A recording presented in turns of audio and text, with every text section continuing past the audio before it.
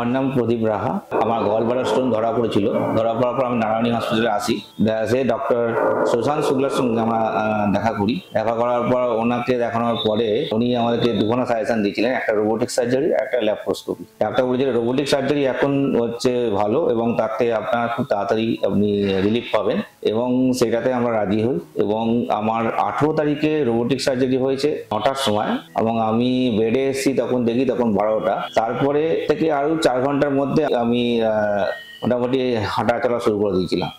তারপরে রাতের বেলায় ডাক্তারবাবু এসে আমাকে একবার সিঁড়ি থেকে নামালেন, একবার ওঠালেন এবং হাঁটাচলা করালেন, এবং পেনলেস, এটার মধ্যে পেন কিছু নেই, মানে এবং তাতে কোনো ব্যথা বেদনা হয় না। হলে যেটা ফুটো হলে হালকা যে ব্যথা সেটা হয়, কিন্তু এমনি কোনো ব্যথা যন্ত্রণা নেই। এবং ডাক্তার সুশান্ত শুক্লা খুব ভদ্রলোক এবং ওনার ব্যবহার অত্যন্ত ভালো এবং অনেক ফ্রেন্ডলি, এবং ওনার সঙ্গে কথা বললে অর্ধেক রোগ সেরে যায়।